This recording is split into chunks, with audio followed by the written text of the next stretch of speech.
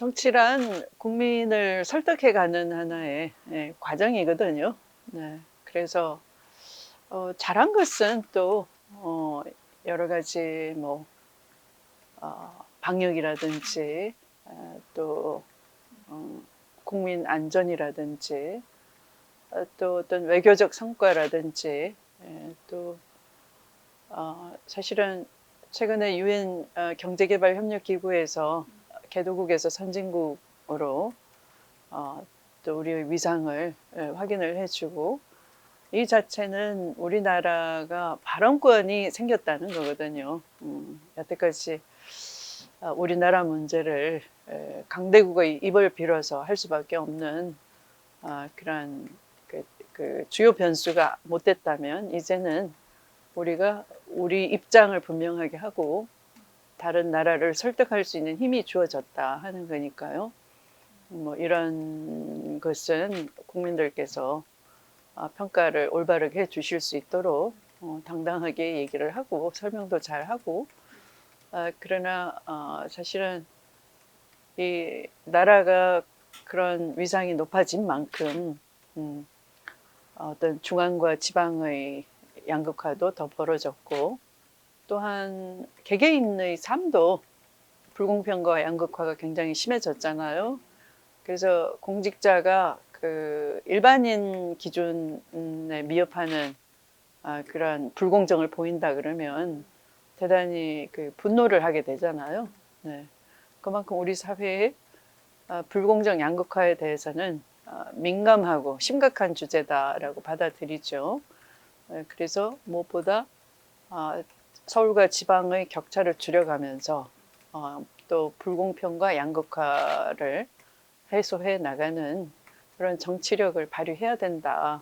그걸 못하면 점수를 못 따는 거니까 뭐 그 불만이야 어디다 쏟겠습니까? 당연히 집권 세력에게 불만을 표현할 수밖에 없는 것이죠.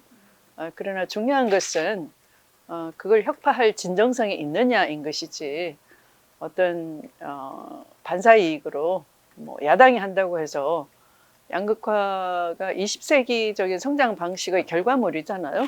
네. 21세기의 성장 방식이 어떤 양극화를 치유하고 해소하는 방향이어야 되지. 이대로 20세기 방식의 성장 방식은 양극화를 계속 더 벌일 수밖에 없다. 네. 그래서 그런 해법 제시와 대안 제시 하는 정치력을 보이는 것이 또 지역민을 설득시킬 수 있는 방법이 아닐까 생각해요.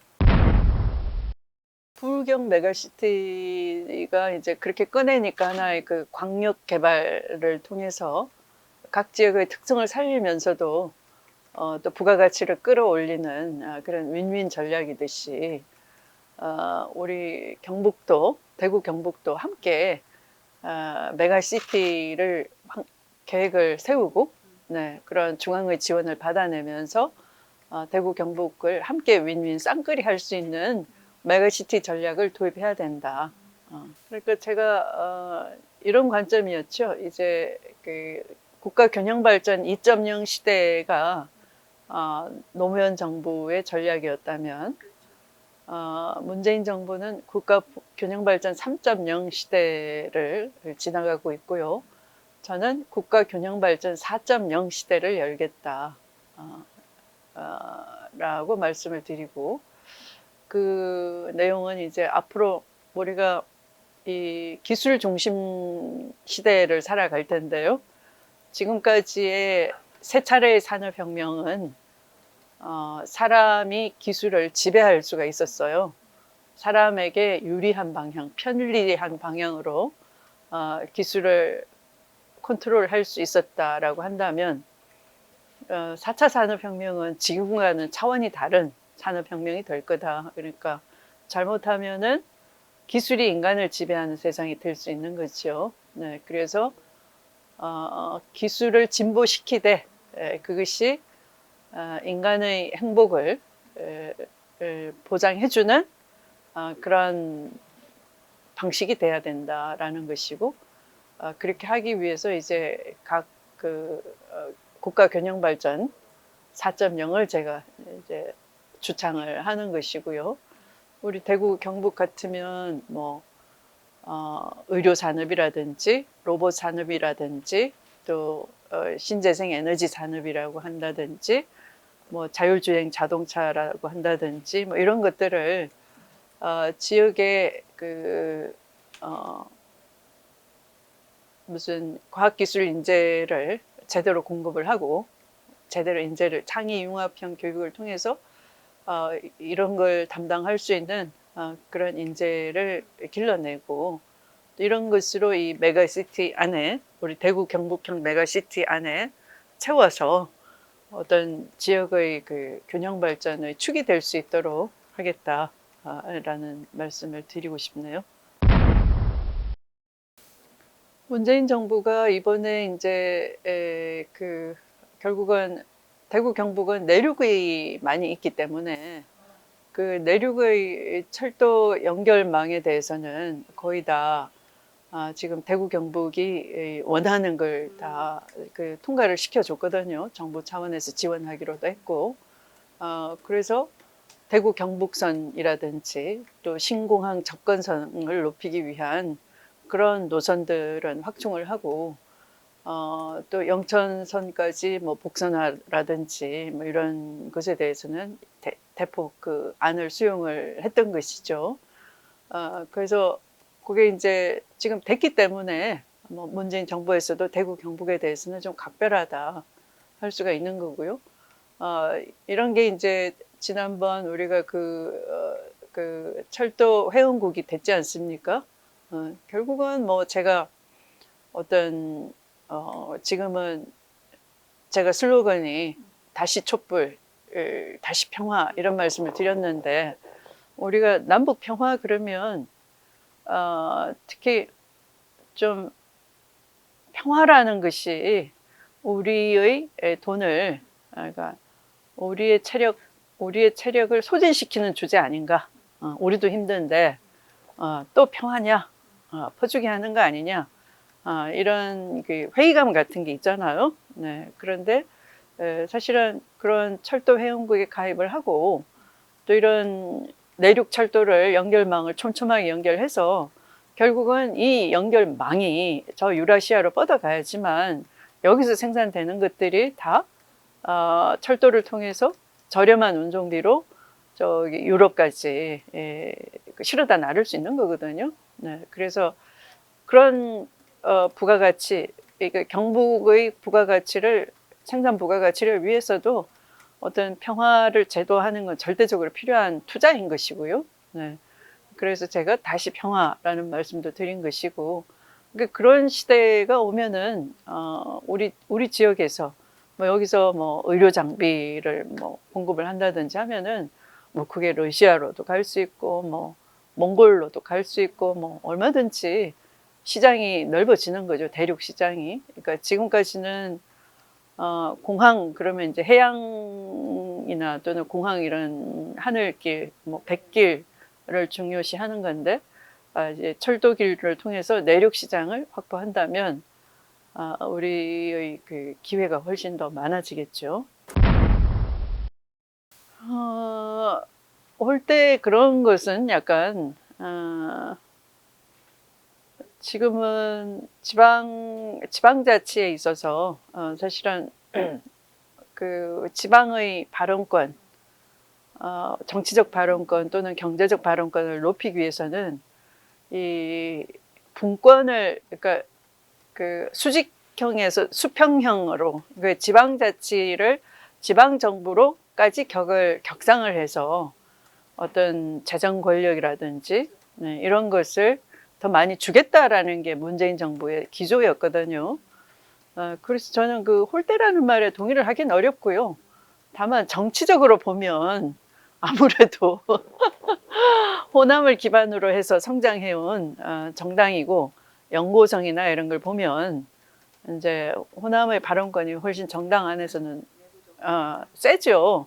그러니까 좀 저도 여기 이 지역 출신으로 호남 가서 정치하기가 쉽진 않잖아요. 그래서 제가 당 대표까지 지냈지만 뭐 제 어떤 인맥이 없잖아요. 네, 뭐 이지사 마찬가지 국회의원도 한 번 안 했으니까 국회의원도 한 번 안 하고 뭐 기초 성남시장 하다가 경기도지사, 이거 정당의 외곽에서 이거 자기가 공천 받을 때만 정당이 필요한 것이지, 뭐 국회의원 같으면 뭐 정당 안에서 같이 의원총회도 하고 교류를 한다고 하지만 또 그것도 아니기 때문에 정서상 그런 느낌은 가질 수 있는지 모르지만, 그러나 지향하는 것은 그런 분권형 개헌안도 꺼냈고, 또 문재인 대통령은 어떤 지방의 발언권을 중앙정부의 권력을 나눠주겠다. 그 개헌안을 통과를 안 시켰던 건 오히려 국회죠. 야당이라고 할 수 있죠. 그 개헌안을 회의 불성립으로 해서 부결시킨 것이 야당이었죠. 오히려 그게 됐더라면 지방 정부라고 하면서 재정 권한이나 이런 것들이 실질적인 권한이 많이 더 넘어왔을 거예요. 여론조사 방식에 따라서, 네, 그러니까 뭐 ARS로 물어보면 네, 자기 입장을 그냥 시원하게 얘기하는데, ARS는 근데 전화 면접은 이제 약간 이게 뭐 밴드웨건 효과 비슷한 게 더 작용한다고 여론조사 전문가들은 얘기하는데, 그 민주당의 그 경선 방식은 ARS거든요. 네, 그래서 오히려 ARS 지표가 정확하고, ARS 지표에서는 이제 안정적으로 3위에 진입을 하고 있다. 그런데 전문가들이 볼 때는 대선 출마 선언을 한 지 아직 한 달이 채 안 됐는데, 네, 안정적으로 3위에 올라 있다 하는 것은, 그러니까 확실한 자리매김을 했다. 네, 그러니까 대통령 후보로서 국민 의식 속에 확고하게 자리 잡았다. 라는 의미라고 하더라고요. 네, 그런 점에서 이제 그것을 지금까지는 법무부 장관으로서의 이미지가 강했다면 사실은 그건 그 1%도 안 되는 거거든요. 네. 근데 나머지 부분들은 제가 뭐 제 경력에서 뭐 법무부 장관 이전에 이미 여러 가지 정책 대안을 냈다든지 할 때 국회의원 평가도 굉장히 상위권이었고요, 늘. 네. 또 늘 어떤 대안 제시 능력을 많이 높은 점수를 받았기 때문에 그런 국정에 대한 이해도, 책임감, 또 추진력 뭐 이런 것을 종합해 보면 뭐 그것을 알리면서 국민의 호응을 얻어가는 것은 시간 문제가 아닐까. 네, 그런 잠재력을 여론 추이를 보면서 인정을 하시고, 전문가들은 어떤 추세가 있다, 상승 추세가 있다, 잠재력이 크다라고 하더라고요. 아마 유일하게 그런 자기만의 어떤 정책을 얘기하는 후보가 아닌가 싶어요. 제가 양극화를 일찌감치 혁파하기 위해서 지대개혁은 그냥 부동산 문제뿐만 아니라 불공정한 특권을 상징하는 말이거든요. 그래서 그런 지대개혁을 일찌감치 얘기를 했고, 또 그것은 어떤 학자도 얘기하지 않은, 이제 제가 우리 사회의 어떤 특권 시스템을 지적한 말이고요. 네. 서울 수도만의 특권이 있는 것이고, 그렇죠? 또 이 기득권층의 특권이 따로 있는 것이고, 네, 그런 것을 혁파해서 지방민에게도, 우리 중산층 서민에게도 그런 기회가 보장되도록 하겠다. 그래야지만 이 4차 산업혁명도 모두에게 그 기회가 돌아가는 새로운 세상이 된다. 네. 라는 말씀이니까. 문재인 대통령은 이 지역의 인재를 고루 등용하는 것, 아까 그런 왜 호남 홀대론, 이 대구 경북 홀대론 얘기하셨잖아요. 그러니까 실제 홀대하고 싶은 마음도 없고, 법과 제도로는 헌법 개정을 해서 지방의 권한을 많이 이양시켜 주고 싶고, 중앙 권한을, 그리고 인재는 골고루 등용하고 싶고, 설령 그 야당 성향을 가진, 보수 성향을 가진 분이라도 국민을 위한 봉사 자세만 돼 있다면 이 정부의 주요 보직에 중용을 하겠다 하는 인사 탕평책으로 이제 다 중용을 하시고 끝까지 신임을 하셨거든요. 네. 뭐 윤석열까지도 뭐 문재인 정부에서 임명된 공직자다라고 하면서 면을 세워주고 끝까지 그러셨잖아요. 이제 그런 것처럼 저는 정치 중립을 지켜야 될 헌법기관 또는 검찰총장 이런 분들이 대선 직행을 한다 하는 것은 대단히 배신스러운 거다. 그러니까 대통령은 국민에 대한 최고의 봉사자잖아요. 대통령에 대한 배신이라는 건 국민에 대한 배신인 거죠. 또 그것은 헌법에서 정해놓은 그런 헌법의 중요 핵심 가치를 파괴하는 헌법 파괴적인 행동인 것이고, 그리고 사실은 경제부총리 이런 분들은 돈은 누구 돈이에요? 국민의 돈이잖아요. 그러니까 재정경제부가 만지는 돈은 국민이 낸 세금을 만지는 거지 자기 주머니 만지는 게 아니다고요. 그러면 기업이 어려울 때 기업에 그 공적 자금을 투입하듯이 IMF 때 그랬잖아요. 그리고 해마다 뭐 이번에도 코로나 때도 대기업 어렵다 그래서 대기업 지원을 많이 했죠. 뭐 항공사 뭐 큰일 났다 망하겠다 그러면 항공사도 지원하고 뭐 제조산업 지원하고 뭐 하잖아요. 네. 근데 지금은 가계부채가 2,000조나 돼요. 중소자영업자가 다 빚더미에 있어요. 한 1년은 버텼는데 다들 뭐 빚을 뭐 1, 2억씩 다 꺼내서 쓰고 이제는 여력도 없어. 그리고 폐업할래도 뭐 폐업 지원금 얼마 주는 거 가지고 폐업도 못 해요. 폐업하면 당장 밀린 임금이 현실의 부채가 되잖아요. 그거 다 갚지 않으면 노동청에 고발당하죠. 폐업도 마음대로 못 해요. 그러면 작년 기준으로 당신은 상위 20%에 드니까 뭐 재난위로금 안 준다. 그러면 국가가 나를 알아주지도 않구나. 나는 이미 떨거지가 됐는데 우라통이 터질 거 아니겠어요. 어떤 누구로부터도 위로받지 못한다면.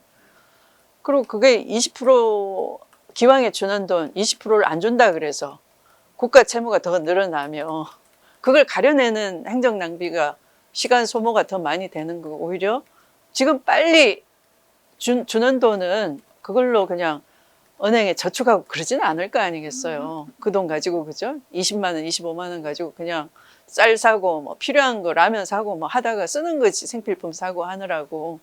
그럼 그게 이제 동네 골목에 자영업자들 살리는 돈도 되고 돈이 도는 거예요. 그만큼 정부가 방출한 만큼 돈이 돌면서 그만큼 좀 가물어진 이 지방 경제, 골목 경제가 조금 이제 한숨 돌리게 되는 거죠. 그렇게 버티게 해줘야 되는 것이죠.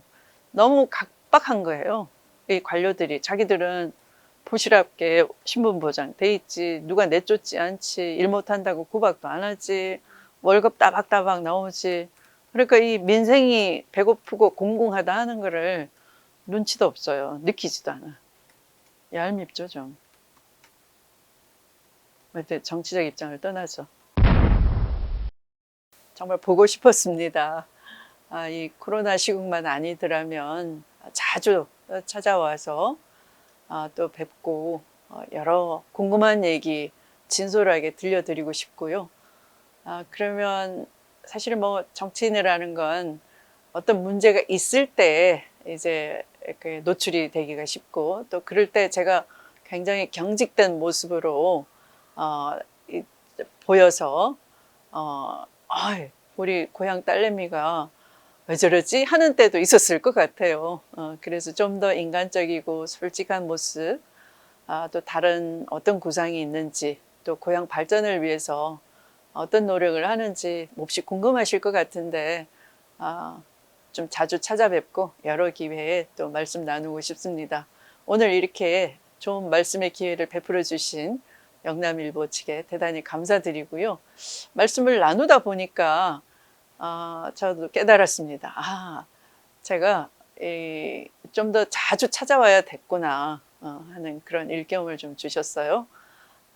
지난번 방역 기간 중에도 우리 고향이 갑자기 신천지를 비롯해서 여러 그 방역 저해하는 위험 요인이 있어서 제가 크게 걱정을 했는데 그 고비도 우리 시민들의 협력으로 잘 극복을 해내시고 또 다시 이렇게 4차까지 주의 단계를 올리는 사상 초유의 그런 방역 당국의 방역 조치가 있음에도 불구하고 또 우리 대구가 차분하게 이 고비를 잘 넘기시는 것 같아서 무척 다행이고요. 아무쪼록 이 무더운 여름 더욱 건강하시기 바라고요. 이 다음에 또 뵙겠습니다. 고맙습니다.